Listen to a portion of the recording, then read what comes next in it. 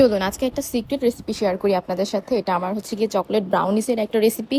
তো আমি এটা ছোটখাটো কিছু ক্লিপ ছাড়ার পর অনেকে আমাকে কমেন্ট করছে রেসিপির জন্য। আর এই ব্রাউনিটা আমি চুলায় বানাবো।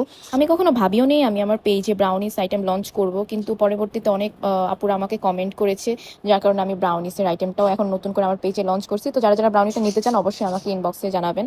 তো এখানে আমি ব্রাউনি বানানোর ফুল প্রসেসটা আপনাদেরকে দেখিয়ে দিচ্ছি কিভাবে আমরা ব্রাউনিটা মেক করছি। আর এখানে আমি ব্রাউনিটা চুলায় বানাইছি, কোনো প্রকার ওভেন ইউজ করি নাই।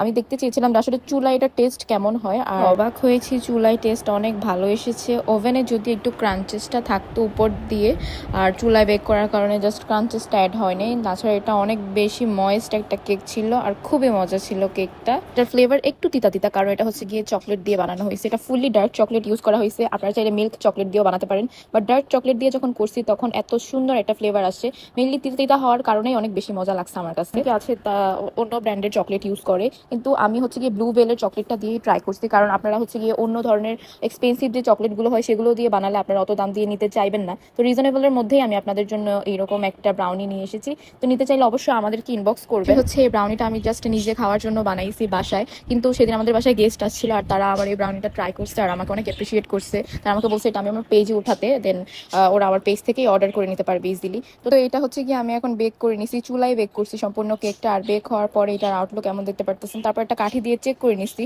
ভিতরে কাঁচা আছে কিনা, বাট একদম ক্লিয়ার বের হয়েছে কাঠিটা। তারপর এটা হচ্ছে কি আমি ঠান্ডা করে এটাকে স্লাইস করে নেবো এরকম একটা। এটা হচ্ছে কি আমি 2 পাউন্ডের একটা মোল্ডে করছি।